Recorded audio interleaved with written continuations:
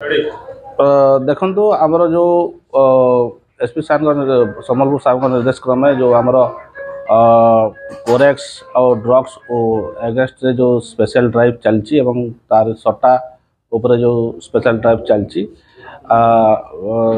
ଗତ ଇଏରେ ଆମେ ଧରିଥିଲୁ 2000 ଖଣ୍ଡେ 2500 ଖଣ୍ଡେ ବୋଟଲ ଏବଂ କାଲି ବି ଧରା ହେଇଥିଲା ଆଜି ବି ଧରା ହେଇଛି ଟୋଟାଲ ଆମର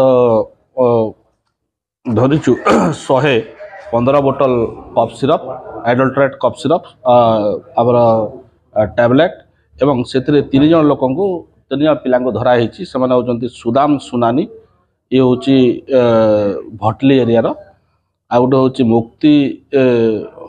ମୁକ୍ତି ଲଭ ମହାକୁଡ଼ ବରେଇପାଲିର, ଆଉ ଗୋଟେ ହେଉଛି ସୁନୀଲ ମହାନ୍ତି ତାଲଭଟାପଡ଼ା କ୍ଷେତ୍ରାଜପୁରର। ଏମାନେ ହେଉଛନ୍ତି କ୍ଲିନିଂ ଷ୍ଟାଫ୍, ଏ ଯେଉଁ ଆଉଟସୋର୍ସିଂ କ୍ଲିନିଂ ଷ୍ଟାଫ୍ ରେଲୱେର। ଏମାନେ ଆଜି ଏଇଟା ଗୋଟେ ନୂଆ ଧାରାଟେ ଆମେ ପାଇଛୁ। ସେମାନେ ଏଇ କ୍ଲିନିଂ ଷ୍ଟାଫ୍ ଏଇଟା କାଲକାଟାରୁ ନେଇକରି ଆସିଛନ୍ତି ମାଲ ଏବଂ ଏଇଟା ନେଇକି ଯାଉଥିଲେ ବିକ୍ରି କରିବା ପାଇଁ ଏବଂ ତାଙ୍କର ଯେଉଁ ଅଛନ୍ତି ଯେଉଁ ବରେଇପାଲି ଆଉ ଆମର କ୍ଷେତ୍ରାଜପୁର ପିଲା ଗୁଡ଼ାକ ଏମାନେ ତାଙ୍କର ଯେଉଁ ଡାଉନ୍ ଚେନ୍ ଅଛି ସେମାନଙ୍କୁ ଦେଉଛନ୍ତି ବୋଧେ। ତାଙ୍କ ଚେପ୍ଟି ପୁଲିଆ ପାଖରେ ଆମର ବରେଇପାଲି ୱାଇସି ଆମର ସଞ୍ଜୟ ରାଉତରାୟ ଏବଂ ତାଙ୍କ ଟିମ୍ ଧରିଛନ୍ତି, ସେ ମଧ୍ୟ ଟିମ୍ରେ ଅଛନ୍ତି। ଏବଂ ସେଇଭଳିଆ ସଟା ଆମର ଇଏରେ ଧରା ହେଇଛି।